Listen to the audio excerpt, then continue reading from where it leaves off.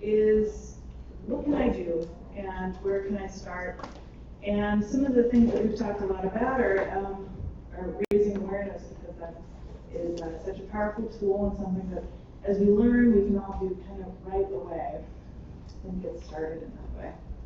Sometimes it's hard to jump into lobbying or talk to the media, but as raising awareness locally, it's something always. So we thought we'd bring together 4 people here who have done just that, and share examples of how people have raised awareness in their local communities, and maybe give you guys some ideas of ways that you can do just that in your hometowns. So we're going to start off with Liam. He's going to share the story of the PLF Gala that's been going on for 5 years now, number 6 this fall.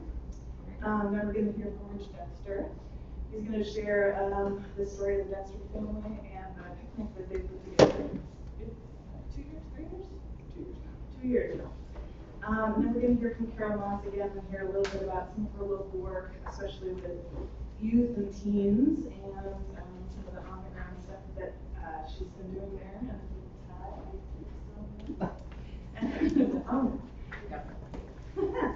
And then we'll hear from Christian House, who he's been doing in local healthcare communities and some work that he might inspire you all to do as well.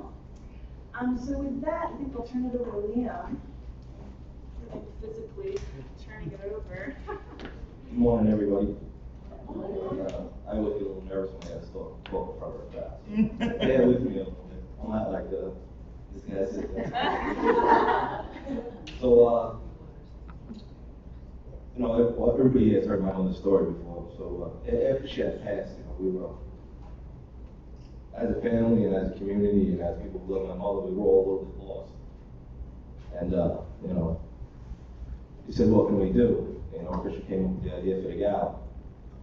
We focused on honoring our mother's life at first, and the great woman she was, and to get the money to start the initial Peggy Lewis Foundation. The outpouring of love was immense. At my mom's funeral, it was about 500 people there. We initially had, gifts in our memory, made the Operation Backpack. We want to focus all the grief and anger in our community into something positive. Mom always told me in Christian that when she died, she didn't want to mourn her. She wants to celebrate her life, because that's how she always was. She was always a happy-go-lucky woman. She was a teacher, and she took her Sundays to waitress to make a couple extra bucks just to get out and talk to people and bring happiness to people's days. That's what my mom liked to do. In the weeks after my mom died, we learned of 3 other families in our little community that had, somebody pass away from C. Diff. There was Ray Ganji Sr., Mrs. Mulligan. Christian was researching the C. Diff, and we couldn't find anything. Even when my mom was in the hospital, doctors first came to us and said, no, it's America. I am a plumber. That's true.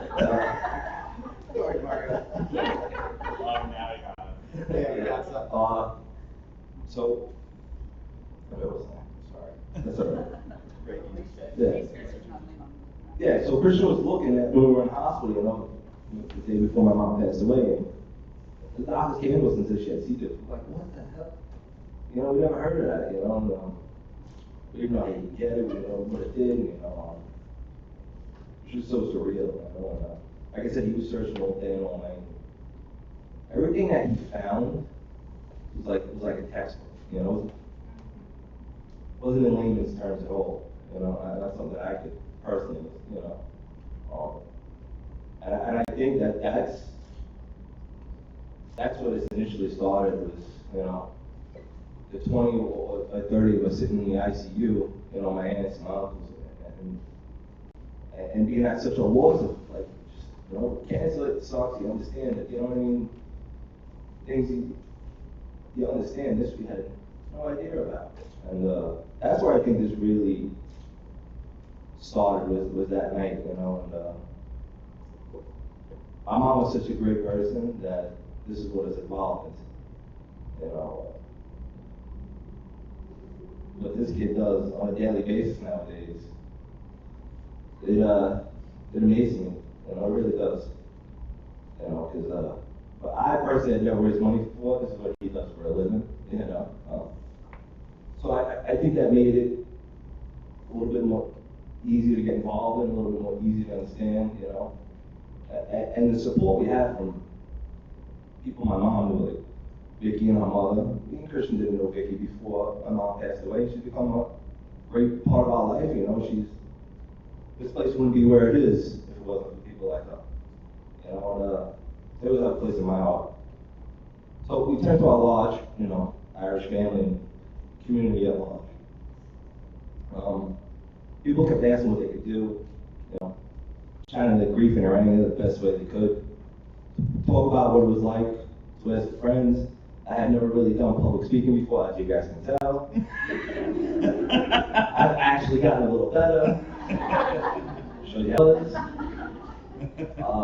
You know, I noticed the whole thing today pretty much is like how to break the story down a bit. And I understand where you're coming from, but sometimes for me, I just like to speak from my heart, like even reading these little focus points throws me off a little bit, you know. What? No. So, what Richard just said to me was like, you know, how was it for me to ask people for money, right? And my whole feeling with that was, first of all, it's my mother. I have no problem asking for anything when it comes to them. With somebody you love, somebody that you cherish, that you miss, or that's in pain, how could you be uncomfortable asking for them to be helped? And that's just the way we're raised. So, you know, going up to my friends with the businesses in the neighborhood and go, listen, you know, we lost my mom, we're trying to get this thing going. Whatever you can do to help us, you know, we greatly appreciate it. You know, and for me personally, it really wasn't that hard. I know some people in my family find it really hard to approach people when it comes to money and stuff like that. But like I said, when somebody that's like my mother, I cherish her, I miss her every day, you know. To ask somebody for money personally, it's not a big deal. You know, as I would say, if anybody could take anything from my nonsense today, was if you really feel passionate about it, you shouldn't be afraid to ask for help about it, you know, because that's where all this has come from, you know. You know, each story we've shared today has touched each other's life in some way or another. We're going to take away a lot of stuff from these, you know, these 2 days. I know I already have, you know. So that's about it for me.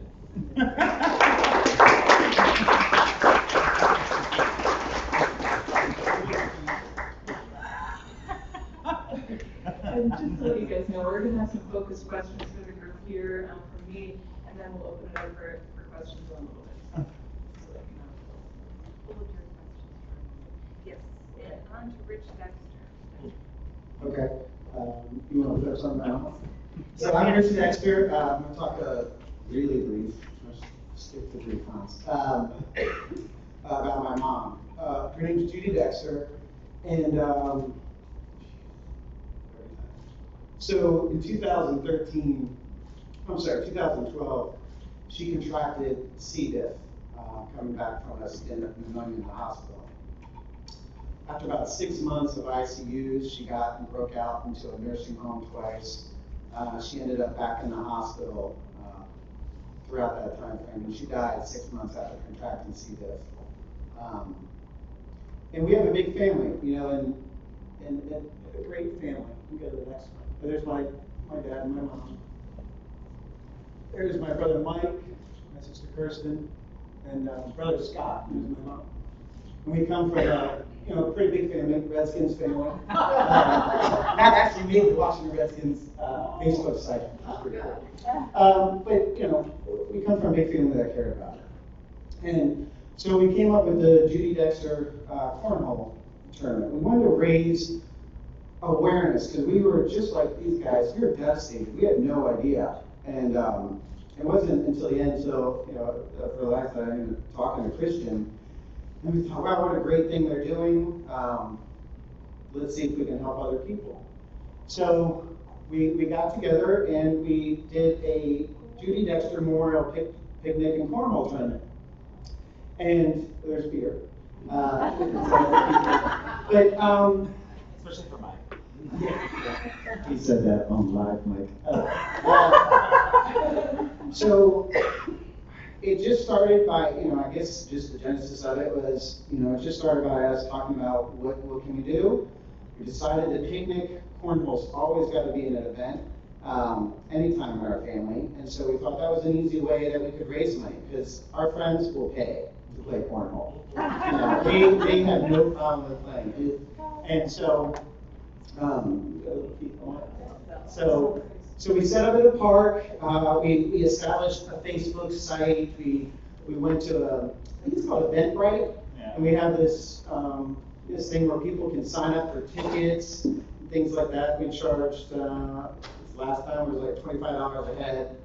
Kids under 10 are free. If you get the kids under for free, then you get the parents for money. So so that's always been helpful. And I think what was the first year we raised what? I think we're at 8,000. Yeah. Not kind of what we had from after the death, right? And then the this last year we raised over 10,000. So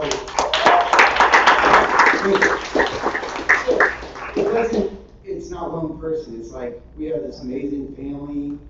Everybody has a role. Some people are good at hitting up people for money, right? Some people are good at just doing the back end stuff.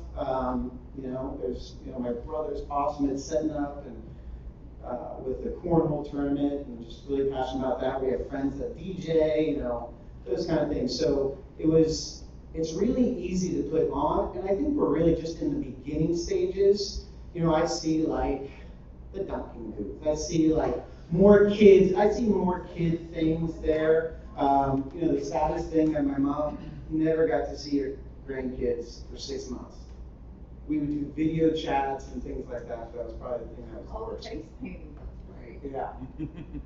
It's lots of fun. Look at all the Oh my people. gosh. Liam's not on that. No, just kidding. No, it isn't though. It's super fun. There's my dad. The socks and the t-shirts. My sister Kirsten. So it really is a lot of fun. This is major. We keep getting bigger and bigger. And I think this past one was 100. Yeah. So we welcome you all. Got bells and everything. Yeah, the text is whenever you so Well, now, but we're gonna make it random, so there's no locked teams that's gonna win. What else would you like? I'll ask you some additional questions. Okay. That's great. I think that's great.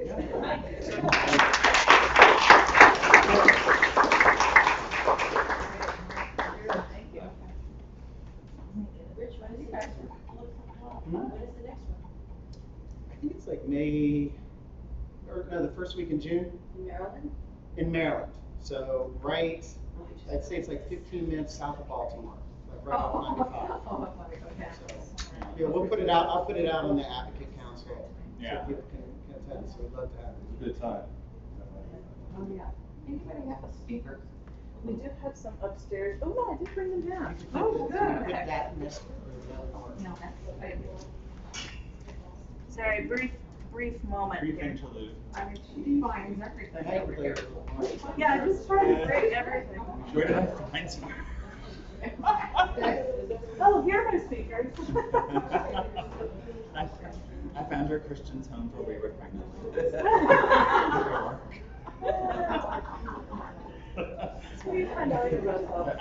Actually, it's one of those things where like, and I'll talk a little bit about this, I think, my son in hands, but she works for an old colleague of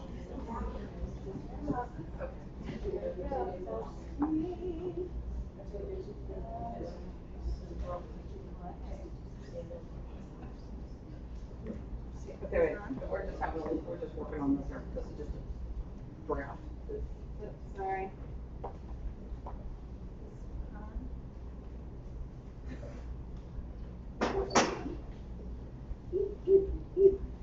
The lights on. Yes. What's that? I'll put the mic, I'm gonna put the mic over. Oh, that is so much fun. Well, that's fine.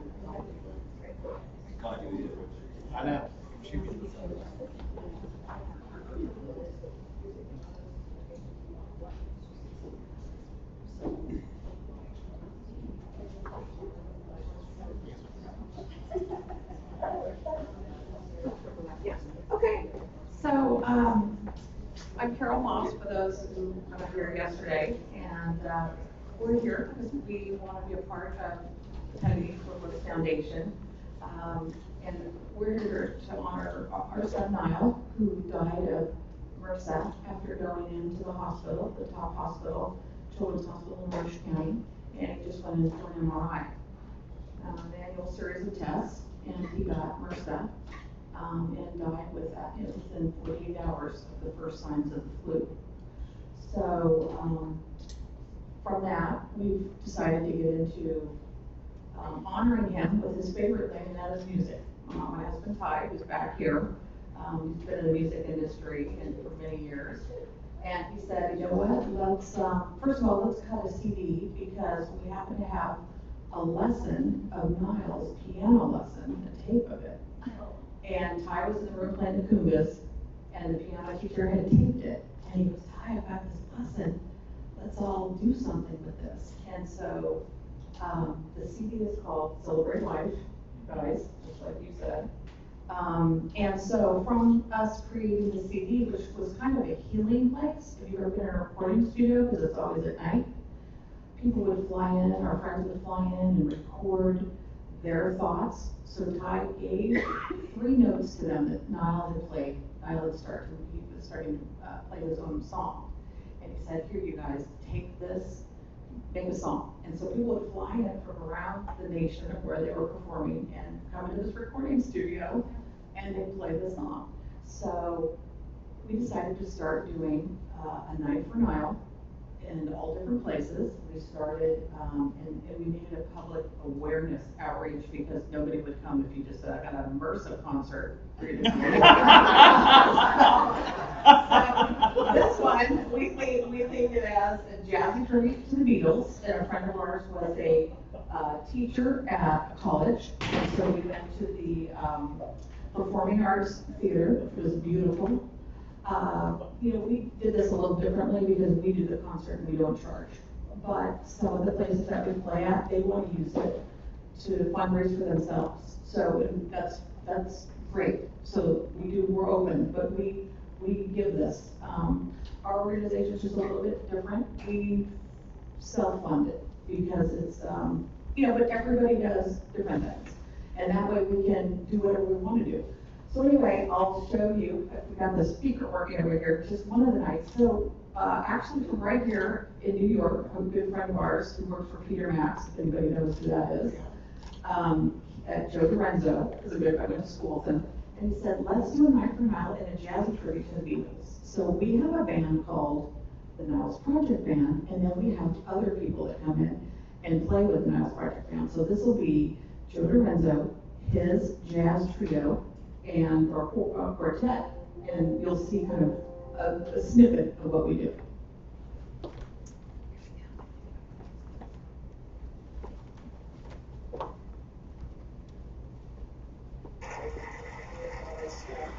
Can you guys hear this? Every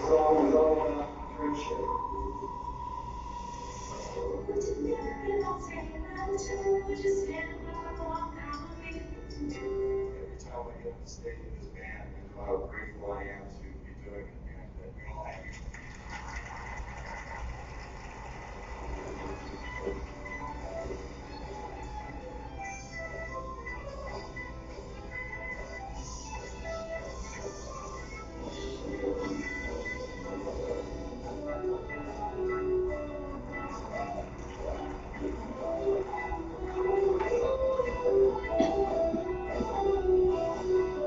It's concerts like this.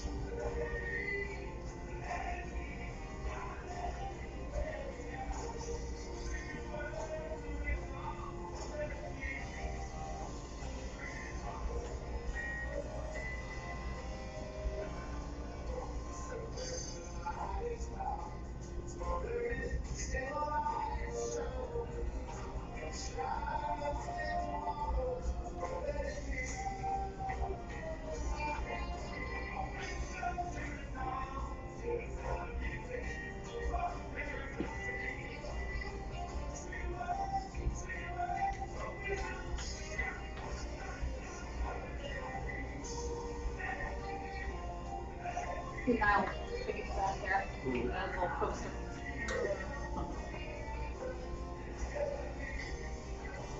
So we'd use different times to talk, like we'd take a break right in between a song, we'd share a little bit more, we'd give a little bit more information. What was interesting was we would advertise on the jazz station. So this was a university, a college, and so everybody was just coming to see the normal summer jazz, event. And they walk out and they're like, we had no idea, and we had medical students, they wore their stethoscopes and they handed out 15 steps how to prevent infections in hospitals, 10 steps how to prevent infections in schools. And so that's key. When you have people, make sure you find a way to give them life-saving information like this. And this information can be put in your, I tell them, fold it up, put it inside your wallet so you always have it. You can hear of anybody going into the hospital. And I was thinking that, Christian, it might be good if we put one together for CDIF, that adds some of that information in it. And this is something that people use all the time. We hand out thousands of these at different events.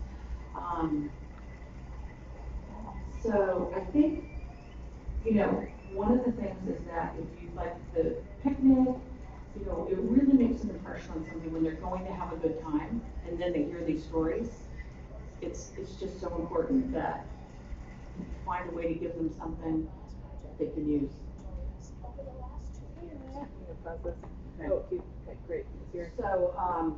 So also what we've done is we've gone into the schools. We decided, there's a lot of challenge in the healthcare with some of the older doctors. Some people say, oh, we can't fight any of these infections. They're just going to happen.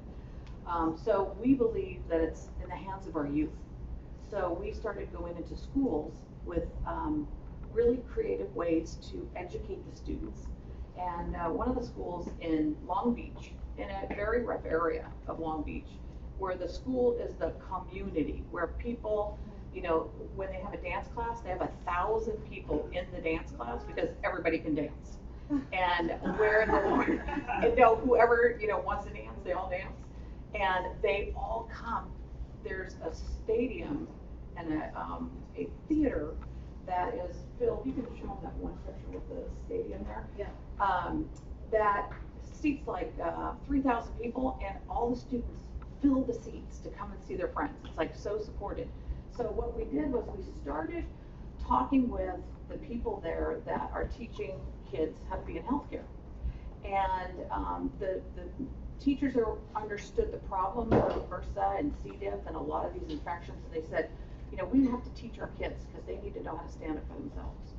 So we would start in that room with these kids that really want to be in healthcare. And I would share the story of Niall, and then I would share the story of how we were able to put 2 new laws in place. So it was a lot of different areas for them to say, I'm one person, I can make this change. I can do it, I can build a movement, I can build a group of people to do this. And so then we would go to the music department, and Ty and his great musicians would work with the jazz ensemble. And then we would do all of this. You could work with the athletic department, and everything is targeted towards, you can get MRSA and these infections from AstroTurf. So you start educating each part of the school, right? So then it culminates into a big concert where the teachers have gotten on board, and the teachers have said part of your grade is to develop a PSA, public service announcement, to educate the public on what these antibiotic resistant infections are. Help them understand, do a PSA, do a poster. And so at this event, then we would award whoever was the winner for the concert. And then of course, then you've got now the parents, because it's an evening event. And we tied it into a 75th anniversary of an event that everybody was coming anyway. So we've done this all different ways, but we found the one at Saddleback was just the concert. We did it on our own. The other was, let's tag on to something that everybody's going to be there. And we've just, have been really blessed to work with people that really want to educate. And I mean, people walk away with, they're so empowered because, at this one concert, they said, oh, we're going to have our healthcare students out front taking blood pressure, testing things. They're gonna wear their uniforms before they come in. So they make it like a whole, when you're going into the concert, everything's around, they're giving education. And so there's just so many things you can do we love working with kids, because we just think they're so creative and they're gonna share the message of hope and prevention. So. Great. Thank you. And there's space available for you guys. Thank you so much. And what a great way for them to take that forward into the rest of their lives too. Yeah. All right, so now we're gonna hear from Kristen, maybe the other wants to come back on the. Thank you so much. Actually, my family to Sure. but it's not here. And maybe you just bring something out of that. Yeah, sure. We did it too, right? The CCME one or the? Policy.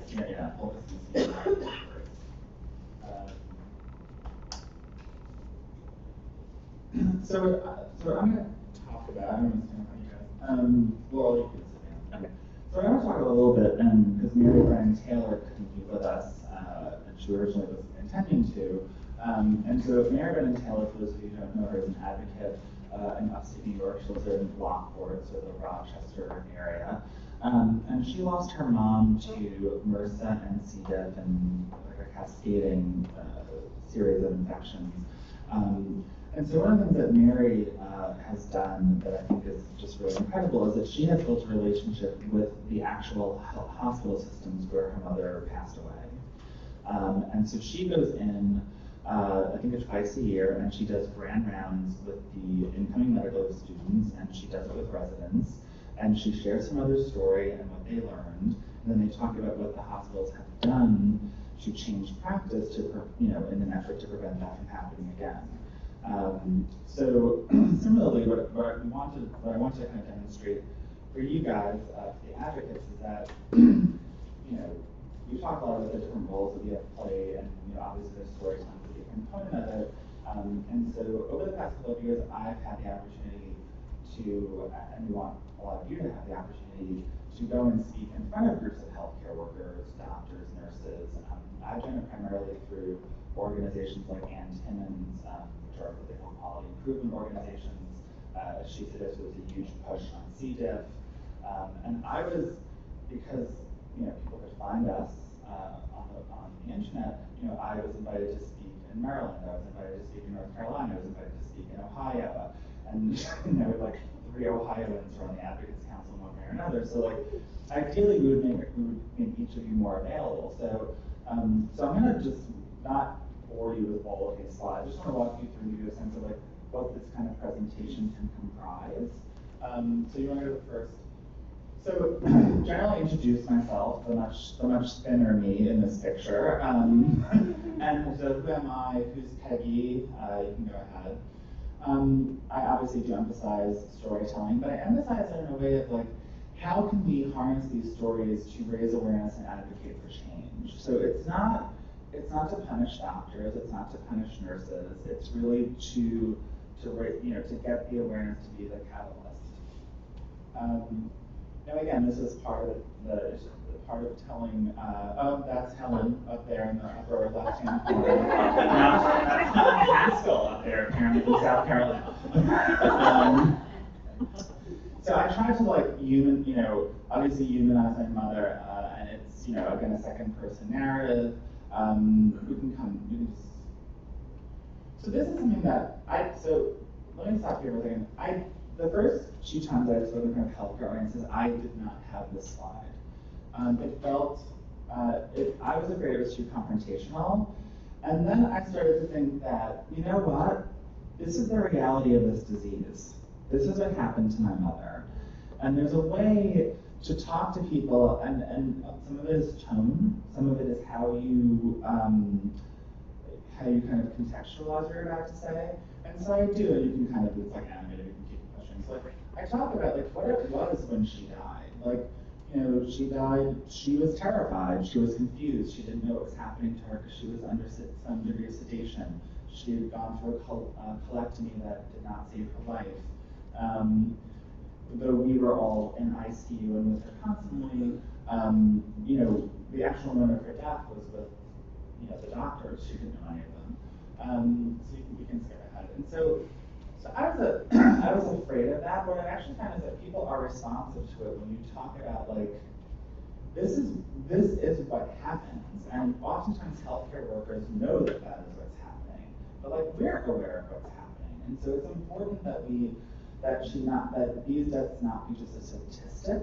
And listen, you were joking that my Aunt Helen, my really said that she was the cold one, which was she could work in oncology because I could never bear to have people be that sick and die like that around her.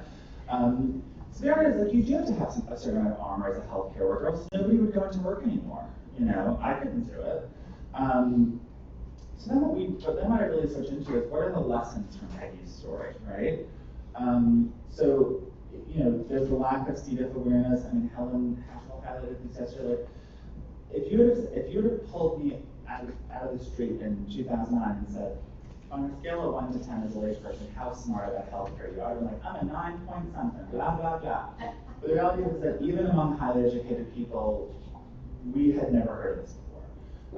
There's a persistence of C. diff myths, and this is something that I also emphasize with healthcare workers.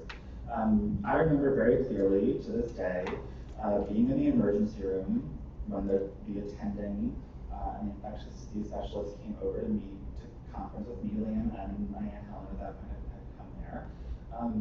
And they said, she has toxic megacolon, we believe it's caused by Clostridium difficile. My aunt, at that point a nurse for 17 years, I think, turned to them and said, how could she have C. diff? She's 56 years old. She hasn't been in a hospital since 1976. Like, so that you're dealing with that kind of, just mythology that people who haven't come across the disease in its current state. I talk, we can jump a little bit.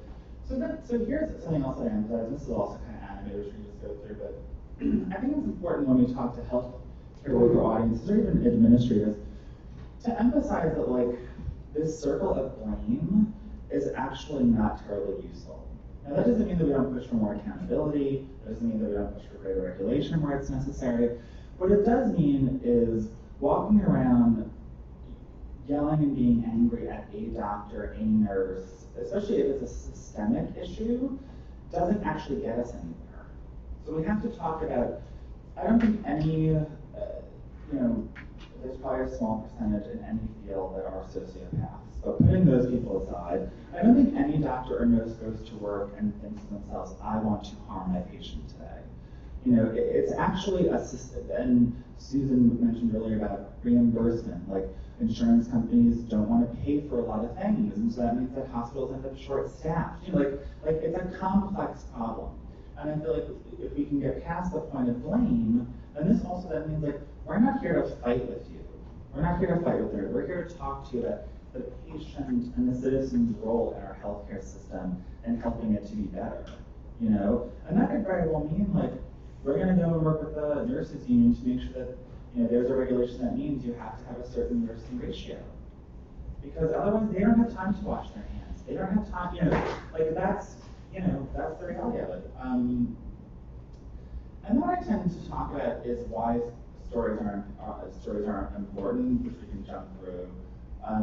So here's another thing. This is the lovely Judy Dexter again. And this is something I think that all of you can think about too as advocates. April has a very specific story, right? It's about people transplant. That has a role to play. So Cheryl has a different one. We all have different ones. So sometimes what I will do is I will incorporate other stories to emphasize different parts of, and obviously this is all done with permission of the people. So if you go through and talk about, look at, he just got married to his longtime boyfriend. He got C. diff while visiting his grandmother in a nursing home. That is the only medical facility he went to, and his symptoms developed after taking Cipro drops. So, and he had to resort to a self-administered fecal transplant. I have a question I just have to ask. What was the time elapsed between visiting the grandmother and beginning the Cipro? It was like within 6 months. What? It was like within 6 months. So it was 6 months later or several months later? Well, he probably acquired the spores. It's going to stay in your system for Yeah, years. definitely. And this is actually an interesting story. This is Marion works actually with my Aunt Helen at North Shore LIJ. And she had an atypical C. diff presentation, which some of you are familiar with. And she actually, this shows in some degree the power of stories, is she insisted on being tested for C. diff because she had heard that my mother had passed away the previous year, who was of a similar age to her, et cetera, and that's how they found that that's what was causing her illness. Let's just skip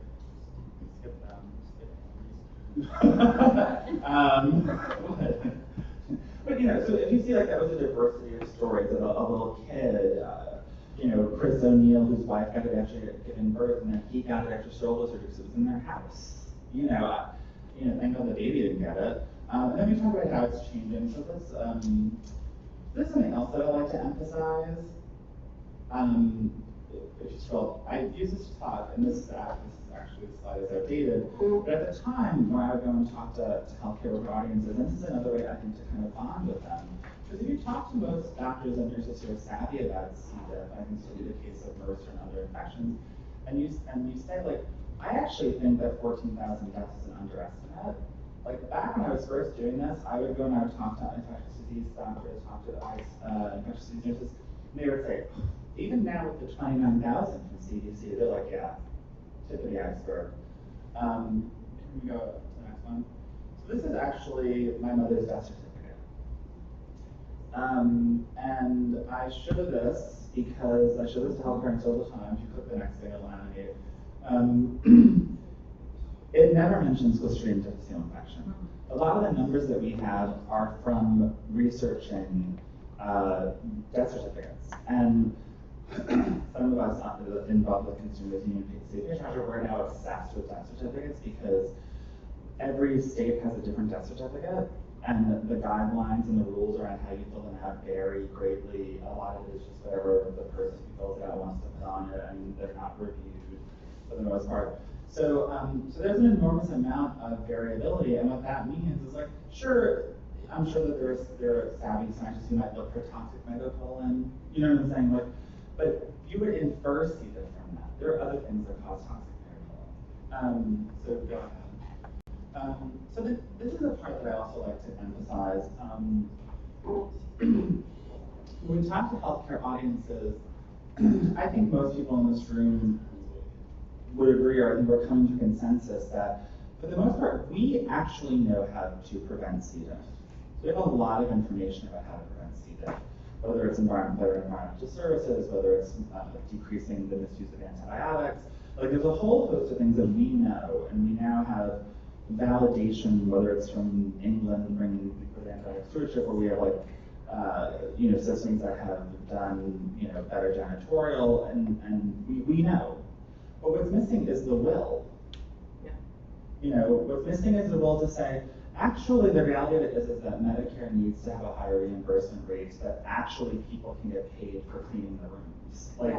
And when you start talking about this, people go, I don't want my taxes to go up, and it's like, but then you have to get into the whole fact, like, your taxes keep rising because we are treating preventable infections in elderly people.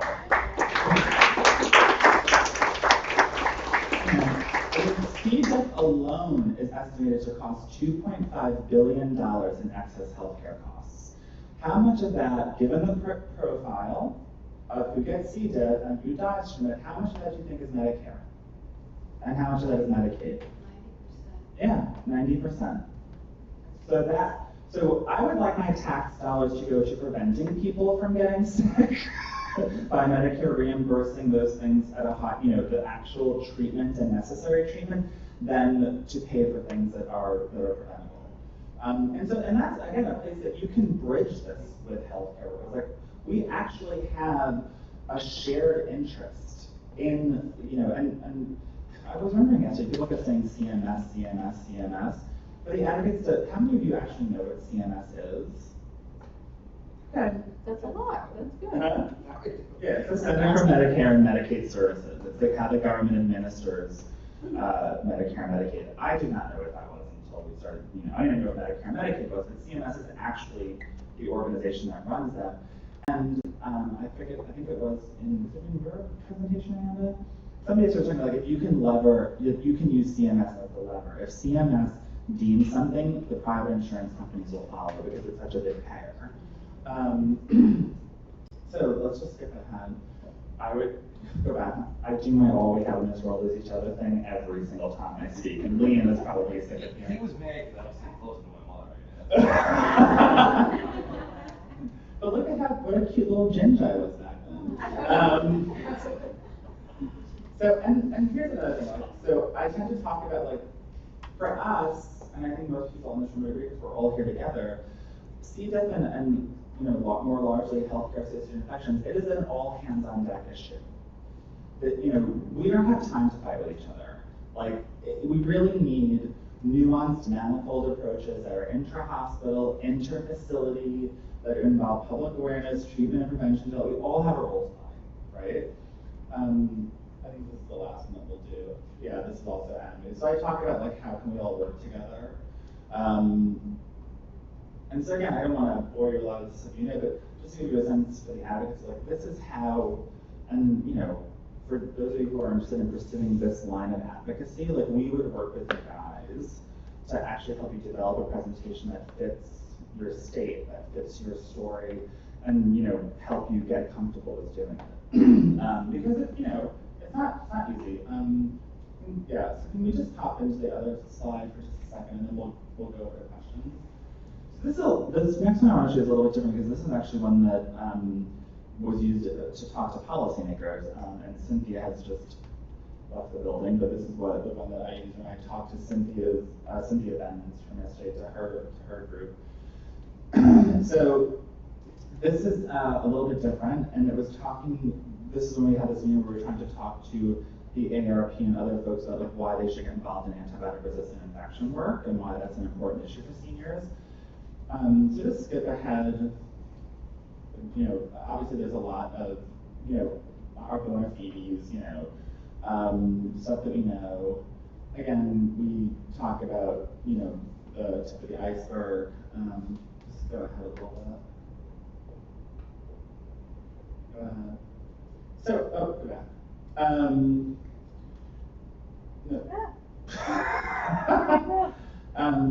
So, as Tom was saying earlier, about the importance of data and narrative storytelling. So this is another issue where we're talking about who is our audience, right? So our audience here is not healthcare workers necessarily, it's people that care about aging policy, right? So we highlight, look at this number, go towards the bottom, 29% are 65 to 74. I mean, on and on. I'm sorry, 16%, 30. Like, the total is enormous in terms of the number of the elderly who die from C. diff. So you have to call certain of those things out. We'll just go ahead, Laura. I think that's my. Oh, go back 1 second. Sorry. So we actually got a slightly updated version of this since the Sepsis Alliance uses Harris polling to do a randomized poll of. They were doing it for how many people knew sepsis. So this is a good point to make, is that if you poll people and ask them how many people knew of Ebola, what do you think the percentage of Americans who know what Ebola is? It's over 95%. Okay, Ebola killed 1 person in the United States ever. 1 person. If you do the same thing you ask about C. diff, it's 28% have heard of C. diff. And that kills over 30,000 people. Sepsis is like 40%, but my question mark there would be that my mother was going to septic shock when we were in the house with her that morning. I thought sepsis was you're in a hospital in a coma. I didn't know that you could be sepsis and up and talking and walking around and asking for a Diet Pepsi. Like, I didn't. So let's just go ahead. And again here, like, if you see the tailoring that we did here, we focused primarily on seniors in this presentation. Telling Ricky or Andy's story, and frankly even my mother's story, because she was only 56. So this audience is actually not that effective. We have to focus on the senior population.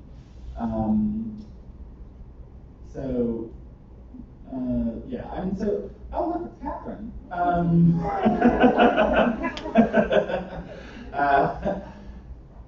So anyway,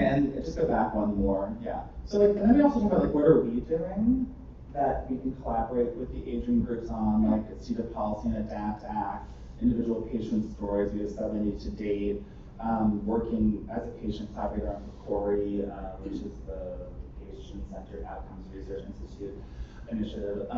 So oftentimes to get that grant, they have to have a patient advocacy group, has to be part of that research.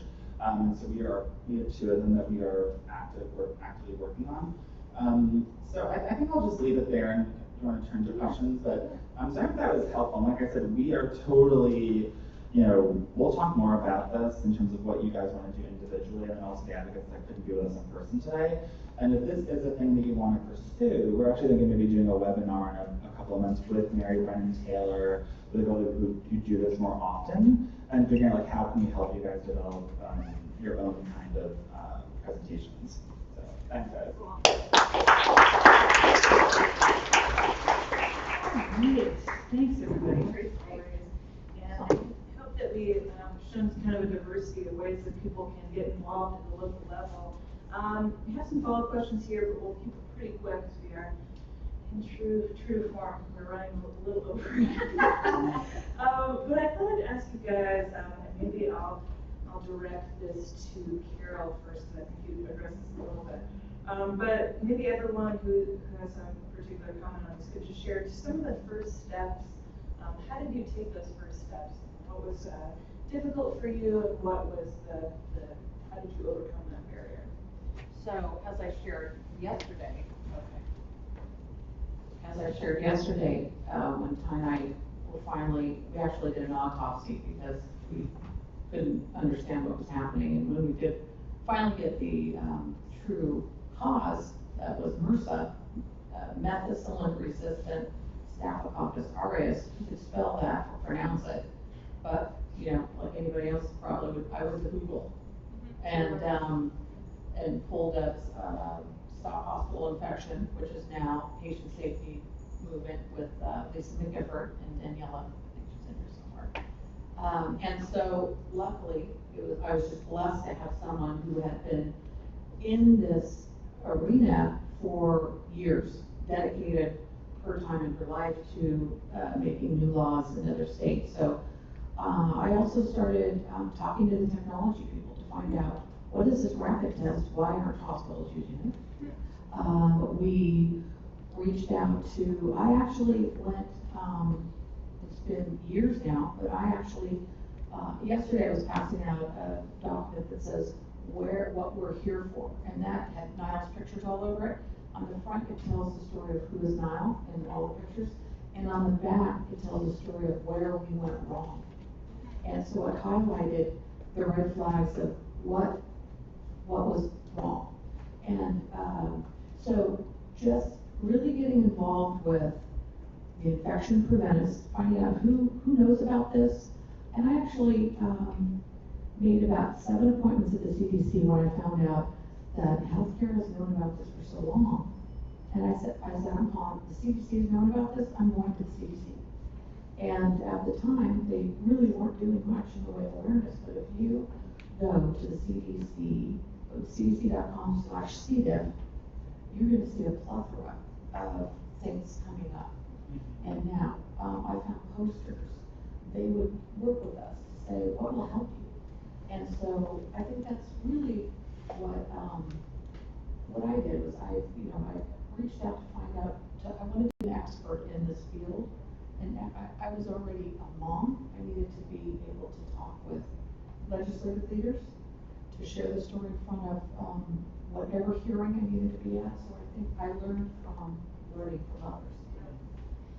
Maybe I can ask you, Christian, to just say like a little bit about what your first experience with a group of medical providers was like. What was that like getting started? I think I had a distinct advantage in that back when I was in college, I worked at Brookdale Hospital for many years, and then I worked at a private radiology facility. And then when I was a fundraiser at MD Medical Center was when I really first began to appreciate that MD stands for minor deity, really stood for that generation of doctors. And now that I've married into a family of doctors, I can reassure you it stands for minor deity. Bill will think it's hilarious. So I was pretty comfortable just talking with doctors, I think, in general, and so I think that came a little bit easier to me. Here's what I had to do. I mean, to be perfectly honest with you, I had to learn to modulate myself and my presentation because, you've heard me talk today. I don't think you've actually seen me get particularly aggravated at any point during this or speak in the way that I speak when I get really on my soapbox. And so like that will work in certain arenas. It certainly has its place. But when you're going in and you're trying to partner and collaborate, like coming in with that emotional range is a turnoff no matter what you're saying. And so that was a big part of my early learning experience. Was like, how do I learn how to challenge people that work in healthcare and challenge them in a way that's like, challenge them to be better partners. I think is really the issue. It's not challenge them to single-handedly change the world. And it just requires a different tenor and a different tone that I think actually I got a very good compliment from Hans yesterday. He was like, you've gotten so much better with like, being at ease and that kind of stuff. But I think, and I would also say that it does go back to what Liam said. I was this sort of this ongoing joke that like this is about my mother, and if you haven't gotten the sense yet. Next to my husband, probably equal to my brother, actually probably more than my husband at many points in my life. Like my mother was the world to me, and so as Liam, there's nothing, like literally, if I thought that asking Helen Haskell for her necklace would help me advance my mother's legacy, I would ask Helen Haskell for her necklace. I would talk her into giving me her necklace. Lance said he would steal her necklace. And so I think, we've given you the sense, hopefully, and those of you who knew Mom personally, she was relentless, and so for me, I think that's the other part of it, is like, I'll share one more vulnerable moment. So I have OCD. I was diagnosed with OCD when I was 16 years old, and well, he was like, "You're going to diagnose you a lot earlier," and my mother was the person that I went to for reassurance, and part of OCD is you do reassurance seeking. Are my hands dirty? Are my, whatever your particular issue is. And with my, he has so many issues. And with my mom, it was like once she was gone, I said to somebody, the worst thing that I could ever imagine in the world has happened to me. There's nothing left to be afraid of, right? And I think Carol, and Chris and I don't have children, we're not planning on having children, but so I think like, I don't want to make them equivalent or not equivalent, but for me, it was the worst thing, like, the world holds nothing scary that's scarier than that for me anymore. So, zombie apocalypse maybe, but I'm ready for zombie apocalypse. That's good, be prepared, that's good. Sorry, I talked about No, that's wonderful. Rich, maybe I could ask you to talk a little bit about some of the early barriers that you found after you decided to you and your family decided to launch into this public awareness raising. Maybe some of the barriers that you came up against and how you guys overcame them, or maybe if you had no barriers. I had no barriers. Just to tag on there, with the mom, this is just a way that we can celebrate her. Like, just remember, so I've lost all the weekly or daily communication with her, and my brothers and sisters have. My father lost his soulmate, but we're able to get her back for a little bit. So that's why we do it. Just like what he does, that's why we do it. Whether it's to get your son back in your life and those type of things. That's why we do it. And I have an amazing family in the sense that mom's everything. So there was no barriers. Actually, I mean, it was, we actually, that's probably the most we get along when it comes to money. Right? Like, if there's no, like, we just kind of focus all on the road just to sit there and figure out what we need to do. And we can argue about lots of other stuff. But there was no barriers. And, you know, I think from just like what Liam said, you know, my sister going and pounding doors of restaurants, trying to get gift cards or trying to get, you know, donations and things like that. There's nothing you wouldn't do, so you just do it. You know, asking, you know, people that I work with and contractors that I have, just go, hey, this is what we're going to do. Love you to come. Really want a donation, but really there hasn't been barriers, and I'm sure we will hit some at one point. We're a big family that would tackle. Yeah. So. Yeah, it's teamwork, that's Yeah. great. Yeah. Barriers? Yeah. Do you want to talk through some of any barriers that you, well, certainly in the legislative process. Yeah, I think that there are times that, you know, people will ask you to speak, and you have to be very careful about who you're working with. You have to be, so, I think the challenge I have is when I get asked to speak every now and then, I really investigate who these people are. And I really dig deep into who's backing them and who's behind that. And then the challenge to me is, I really want to share an honest story, but there's always a trade-off of, for what?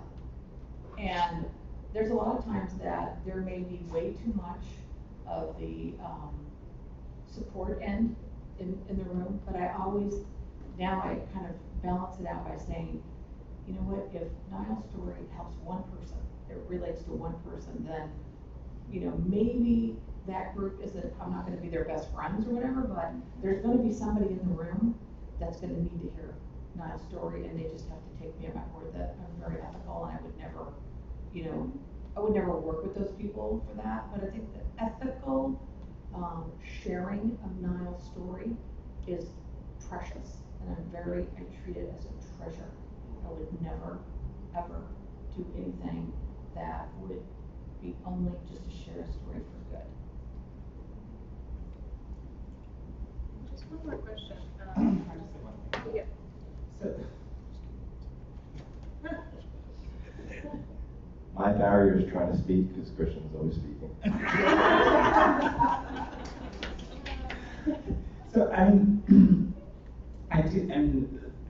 do want to acknowledge that, like, and it's not just us, as I'm talking to people in patient safety in general, people that do this work, particularly in memory of a loved one. One of the barriers that I think all of us have and will encounter is that, particularly if you're from a big family, there are going to be people who want to. No, you talk about it. I know exactly what he's talking about. It's like, you know, being from a big family, sometimes you want, or just, you know, a lot of people, you want everybody to feel as passionate about it as you do. And guess what? They don't.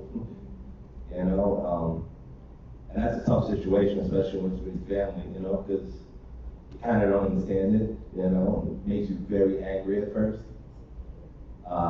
Because, you know, my mom's cool, do not be completely passionate about this, you know. And that, I know for me and Christian, because we've discussed it, and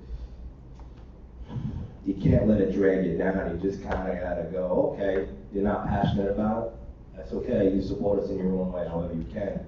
We're going to move on to find somebody who is passionate about it. Otherwise, I can't find anybody who's passionate as Christian, you know, not even myself, you know. But that's a tough barrier, man. You know, because then you got to see these people, and you got to be involved with them, and you know, it's kind of hard to swallow sometimes, especially for a while. Right.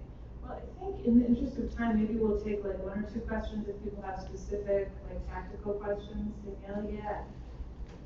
So my question is about how we can increase the diversity of stories that we share in terms of age, because I know that oftentimes we're contacted by reporters that are looking for people to interview or loved ones, family members that died from infections, and a lot of folks that we hear from, it's their elderly parents that have passed away, and sometimes these reporters want young people, right? So it could be anywhere from, you know, under the age of 50, you know, not Medicare age, and, you know, even with Consumer Reports, we were looking for a person that had C. diff, and they were quite young, and they had agreed to be interviewed for the magazine, but then I think at some point they backed out because maybe it just hit them that they weren't ready for that. And I was just wondering if you could talk about how we might overcome some of the challenges with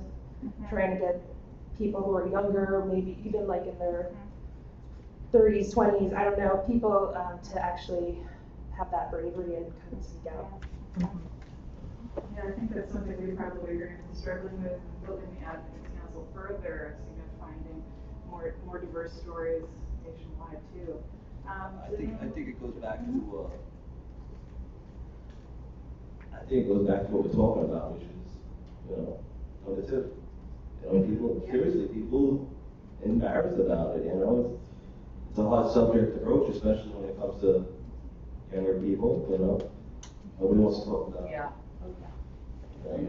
I just want to comment on that because my son, and I'll talk about it later, but my son died from something else because of his care. He bled to death. My son bled to death following a tonsillectomy. I did not know in the days following his surgery that the welts on his body was an infection until a malpractice attorney looked at his case and said he was riddled with infection. So to this day, I don't know what the infection was because that was always secondary. Another child I know that died, he had leukemia, but he died from a hospital-acquired infection. So young people, just to comment on that, young people, they're not as vulnerable as elderly people, so there might be something else that's overshadowing the infection, and that's what people think about when they think about the infection. We have to remind people that if they had an infection, then it's just as important as their illness that might have put them in the hospital to begin with. Yeah. Lisa, did you want to add something, and then we'll wrap it? I think the way to increase the diversity is, like he said, it's exactly, when he said number two, it's poop. We have to, people, and my first diagnosis, I was in my 30s, and they looked at me and they're like, well, you're not in your 80s, you're in a nursing home, you didn't have antibiotics, you know, what's wrong with you? So I think the way that I have found in dealing with the Facebook groups and that is by just being open about it and making everybody poops. And as soon as we start making that a generalized term and making people go, well, your hair looks healthy, your nails look healthy, your skin looks healthy, how does your poop look? When we start talking, praise God. When we start talking about it and making it normal, then people that are younger, because in the group we have all age range. We have young ones. I talk to people that are in their 20s and 30s on a daily basis. Yeah. And the only way to do it, and the way I've been doing it, is just by opening up and saying, listen, everybody poops. It's embarrassing because we're taught to be embarrassed. Whereas, you know, when you're little, people go, well, did Johnny poop? Oh, he pooped, the baby pooped. Everybody talks about it. But I bet most of these adults in here have never seen another adult stool to know. I have. People send me pictures so that I can go, maybe normal, maybe not, yeah, go see your doctor. But the way to demystify it is to talk about it and to go, listen, it's all right. I mean, that's why I put my story out there. Not because I want everybody to know about it, because I poop, but because it's important that that aspect is talked about so that it is made more comfortable and people go, you know, everybody does it. I mean, girls talk about their periods all day. You know, I'm cramping and this and that. Well, let's talk about when we have stomach aches instead of going, I'm having stomach issues. We all know what a stomach issue is. Let's take it and not make it just be an 80-year-old disease or a 50-year-old disease. It's affecting everybody. I talk to people that have infants that have it in their diapers. I'm talking to people that are all age ranges. And I think by us doing this, when you're with your friends, talk about poop. We have to be the ones, I'm the weirdo. I'm the one that I will talk with my friends about, because if we don't, nobody else is going to do it. And I think that's how you get the young people to go, I will stand up and make my story out there, and I will be the one, because you go, you know what, if we don't, then nobody else is going to do it.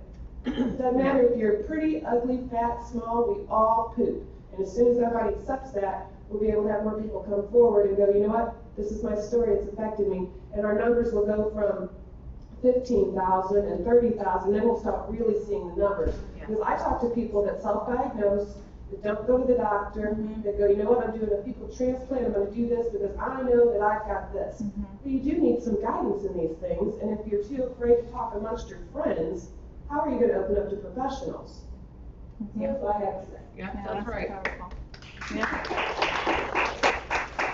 In wrapping up here, I want to celebrate something Catherine did yesterday because it relates to what you just talked about, Lisa. Which there was a moment in Catherine's presentation where she had the picture of the intestines up in her PowerPoint like yesterday, and I don't know if any of you other people felt it, but there was a moment of suspense. What is she going to show next? And it was beautiful because it broached this very issue about talking about feces in public. And I thought it was a really wonderful moment that I think Catherine and Lisa really brought out. But I just want to make one last point in closing on a wonderful panel here, as it relates to an obligation I tried to leave folks with in the last session. But I want to make very clear, everyone has an obligation to keep a spreadsheet. Everyone needs to keep a spreadsheet of those contacts so that when you do get a call like that, to put a human face on some demographic or some particular slice of impact from this epidemic, that those sources are readily there for you. And if you keep that spreadsheet, 10, 12, 15, 25 people, and build that over time, you become a resource for your locality, for your state, and for this nationwide movement that we're building. And that really does, a movement begins with you. Us begins with you, quite literally. And you need to keep that spreadsheet. Name, phone number, email address, physical address, to be able to identify which policymakers that person can hold accountable. You gotta have that voting address in your records, and age or any other notes that you can keep about that person. But that's an obligation we all share, and it helps build a list of our own purposes and can contribute to the strength of the foundation that A lot of what we've been talking about today, which is critically important, is being comfortable talking to healthcare professionals, to the institutions, to policymakers. I think as part of that, and the beauty of having local advocates, what helps us make all of that work even stronger is the grassroots work that we all do in our local communities. And that can actually help you all. We've got 28% awareness of C. diff across the country. So if we're able to host local educational programs within our communities, whether it's in a school or in a community center or an event like the Dexter family does, that helps to raise the awareness, and it helps to have people rally around the cause and rally around you as you're going to policymakers, and it makes your position that much more stronger. The media work that you do, any interest from reporters, preparing yourself to talk to the media about what's going on and having people in the community who are willing to talk about it and support you in your efforts, that gives us a way to make a much stronger case for policy. So, and it helps to make you more comfortable to go, in front of the more seasoned politicians as well. So, again, we are over time. So we are going to take a 10-minute break before we have Daniela and Catherine do their social media training and awareness. I do want to call your attention to one thing. I guess this is the 7th session. If you turn to that part of your binder, to the 7th tab, there's a sheet in there that we really would like everyone to fill out. Maybe over this 10-minute break, yeah. I just borrow that one because I can just show it. Yeah, I released you, Rich Dexter. It's this one. And so we put this together, it's kind of a checklist. And if you heard the different things that we've talked about during this session, it goes through what do you want to do to make a difference? what are the connections that you have that maybe you can access? What are the skills you have? What are skills you'd like to build? And then how can KLF support you? So between now and lunch, whether it's not during the next session, we would love for you guys to just check that through, because when we go to lunch, upstairs in the cafe, we're going to actually have a table for people that want to do engaging healthcare workers, a table for people that want to do more public awareness, and then we'll all kind of talk that through more, and then you guys can give these to us, and then we can kind of follow up with you as advocates directly to help you meet that. Does that sound good? Okay, so we're going to come back in like 10 minutes with Daniela and Catherine and talking about social media. So yeah, at 12 o'clock. Thanks, guys.